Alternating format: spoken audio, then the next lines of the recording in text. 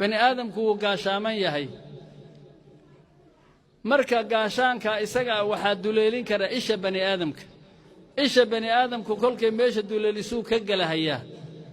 sidaa daraaddeed qofku waxaa loo baahan yahay gaar ahaan gabdhaha inay ma aragtay xijaabka iyo asturaasha iyo sharciga ilaalintiisa inay ku dadaalaan. الله naxariistay marxuum Sheekh Xuseen Macalin Maxamuud sanad ka hor ayuu ka jeediyay kelmadahan muxaadaro lagu casuumay isla markaana lagu qabtay gudaha xarunta cilaajka Daarul Tawba. Sheekha ayaa maalmihii ugu dambeeyay ku xanuunsanayay magaalada caasimadda ee Muqdisho isagoona u geeriyooday xanuunkaasi ayaa waxaa maanta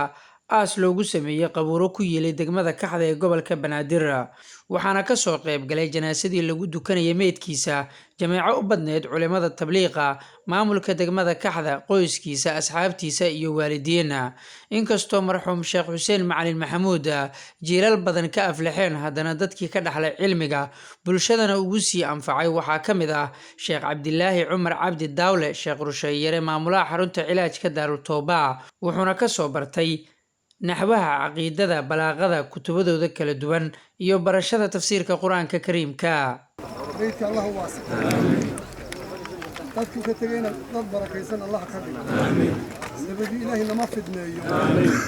الله naxariistay marxuum Sheekh Xuseen Macalin Maxamuud ayaa ahaa muddadii uu noolaa mid faafiya diinta islaamka ummadana bara sida ay ka dhawaajinayaan qaar ka mid ah culimadii ka soo qayb galay aaskiisa. waxaan maanta Sheekh Xuseen uga maqaatay kacayna noloshiisii intii nooga muuqatay khayr iyo cilmi iyo diin inuu ku bixiyay qof walbana janadiisa laga gartaa wuxuu ahaa dadna waxaa la socda fasaqa iyo fajara maaragtay la socda qurbaan balaayo korkiisa laga yeeriyaa magaalada wixii kitaabo maanta la aqrinayo waa la soo wada baajiyay caawa kuwa kale oo la aqrin lahaa waa la baajiyay ninka hadda inuu ahaa nin masaajid ka baxay nin cilmi ka baxay nin ummadda Soomaaliyeed iyo ummadda muslimka dhan ka baxay inuu ahaa mawtul caalam nin caalim meesha ku dhinto waa caalamka geeridiisa in Allah la yaqbidu al-ilma intizaacan yantazi'uhu min qulub al-ibad ولكن يقبضه بقبض العلماء حتى إذا لم يبقى عالم اتخذ الناس رؤوسا جهالا فسئلوا فأفتوا بغير علم فضلوا وأضلوا مركب ماشى تير وين الدين تكبرنا نادي دعوة كبرنا نادي علم كبرنا نادي علماء عاملين أهل السلوك تير وين كبرنا نادي بوسك إلهي أبو حنكر الله نوسو به آمين غير كان أما قويس كان وشوفوا كسو جيدنا هذا Soomaali dadkii diinta ku hogaamin jiray oo diinta loo soo raaci jiray ahaayeen booski marka hadii maanta company iyo shirkad iyo qof uu ka baxo dad la keenaa oo yiraahdo booskeena maartay ninkan aan loo geliyo hadii xilbaannimo booskeed u banaanaado ama wasiirnimo ay maartay laga geeriyoodana waxa la yiraahdaa waa booski u taagan yahay anala ka ogaado hadii gabar xataa laga geeriyoodana dumaasheeda anaga Allah haliyo loo xood garaacdaa marka sheekhu boosku baneeyo Soomaali oo dhan oo u taala qaraawadana gaar ahaan ugu taala oo booski in la soo bixiyo la doonayaa maanta xilalka loo kala ordayo oo xoolaha lagu bixinayo waa xilalkooda meergaal oo dhacaya qabrigan maanta dadku u wada siman yihiin madaxweyne ma jiro xildhibaan ma jiro wasiir ma jiro caalim ma jiro jaahil ma jiro dadku dhan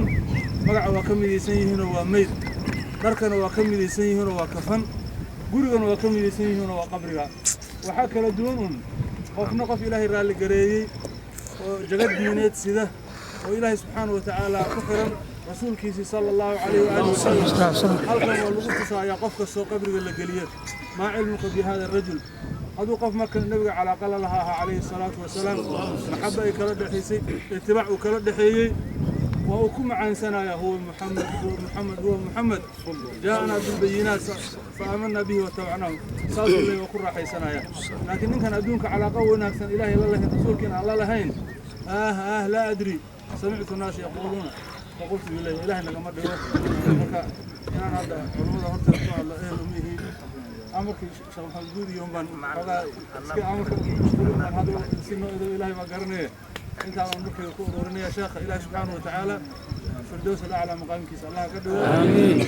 اولاد صلب صالحين وكتري waxa ka badan kuwa kale cilmu yuntafu fi kubar baariye meel walba dal dibadu maanta jirta meel kala duwan xataa janaado hadda inta hadda timid inta aan maqlin iyo inta la fasaxay oo aan maalin baa ka badan marka ilaahay subxaanahu watacaala booskii sheekha uu baneeyay allah noo buuxiyo qalbiga allah noo adkeeyo culimadu waxaa weeye kuwa ilaahay ka cabsanay subxaanahu watacaala kuwaasu ku jira sheekh xuseen annagu markhaatiga ardadaan ka mid nahay sayd og tihiin antum shuhadaa ullahi fi lardi antum shuhadaa ullahi fi lardi antum shuhadaa ullahi fi lardi can ayuu nabigu ku celceliyaa 3 jeer marka wuxuu ka mid ahaa ardada ilaahay inta khaliifka ka ah sheekh xuseen inta madaxda ka ah ayuu ku jiray waxaa xaqiiqa inay beer badan oo xigmad iyo cilmi ah inuu beeray oo dal iyo dibadba lagu intifaacayo waxaa weeye sheekh xuseen hadduu ilaahay ruuxiisa qaaday ma dhimanin waa nool yahay cilmigii uu ummadda baray baa nool intuu tarbiyey baa nool intuu tallaalay baa nool waxaan leenahay ehelkii khaas iyo caamba uga baxay samir jamiil allah siiyo bedel khayr qaban allah siiyo oo walaadiisana ummadda allah u barakeeyo suu addoon barakaysan u ahaa ummadda allah u barakeeyo sheekh xuseen ama faashiisa fariciisii allah ka dhigo suu asalkiisii isagu u barakaysanaayeen awlaadiisana allah u barakeeyo ajri aakharo weyn allah siiyo ummadda soomaaliya iyo nabiga ummaddiisa oo dhan samir jamiil allah ka wada siiyo ehelka ilaahay ee tawaaduca ee ilaahaytiisa ka weyn baa annaga noogu qornaa ilaahayow ilaahu addoonkaas nabi maxamed ciise allow yeel calayhi salaatu wasalaam ilaahu sidiiqiinta macoda yeel ilaahu shuhadada macoda yeel ninka caalimka ahay ilaahay wuxuu yidhi waladiina aamanuu billaahi wa rasuulihi ulaa'ika hum sidiiquun kuwa ilaahay iyo rusushiisa rumeeyey kuwaasaa sidiiqiintiya horta sheekh xuseen waa sidiiqiinta kow waa kow inta ambiyada naa'ibka ahee nabi maxamed bedelka ka ah ee ardadoo dhan khaliifka in nabi maxamed oga aana waa ku jira calayhi salaatu wasalaam saalixiintu ku jiraayo ilaahay xuquuqdiisana uu gudan jiray xaqa khalqigana markhaati baan kana inuu beri ka yahay صالح وحال الله من قام بحقوق الله وحقوق عباده قفك حقوق إلهنا قلت خلقنا كبح حقوق الله مركز صالحين كجرا أو شهداء كجرا شهداء وكجرا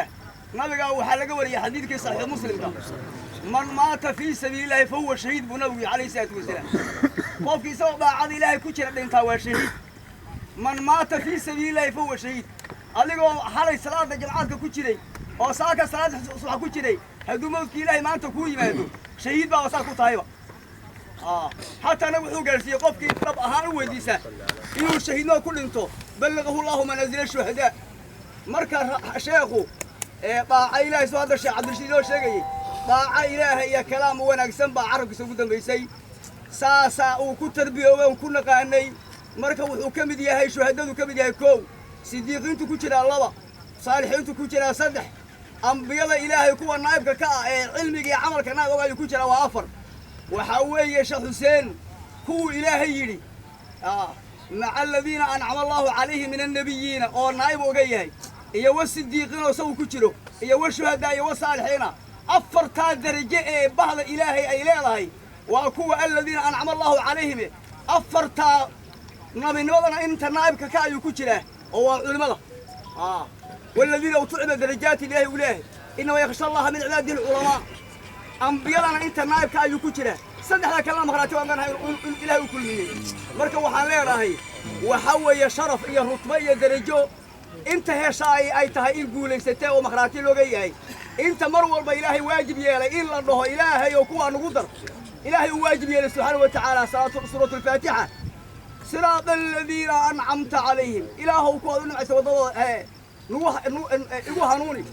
هنوني كوا اللي له هي مرور بالله بيكسر أيوه إلا بيكسر وضوء إلهي بكفر يا لومضة سورة الفاتحة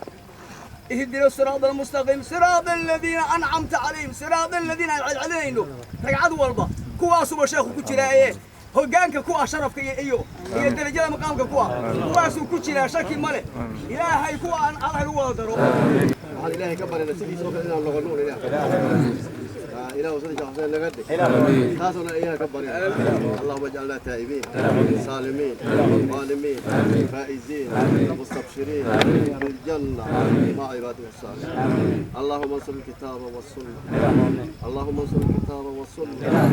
اللهم انصر الكتاب والسنة رب أرنا الحق حقا وارجونا اتباعه وأرنا الباطل باطلا وارجونا اجتنابه رب انصر من نصر الدين محمد واجعلنا منهم يخذل من خذل الدين محمد ولا تجعلنا منهم إله الحنون إله الهواج إيمان كامل إله السلام استقامة إله السلام عفي آفي إله السلام مرحوم كان إلهي إنه الحريسي والملايين إنائه إله درجيس عالي إله كلام إله قبري واسع نور يسأله زيادة مرتي يسأله زيادة إيه يسأله بركات أنتوا كتب إله بركات إله صبر إيمان إله الناس اللهم اجعلنا من المقبولين ولا تجعلنا من المردودين صلى الله على خير ولا waa duubistii farsamadii iyo codayntii maxamed yuulka intaan muuqaal ka lamida ku kulmi doonno asxaabay nabadgelyo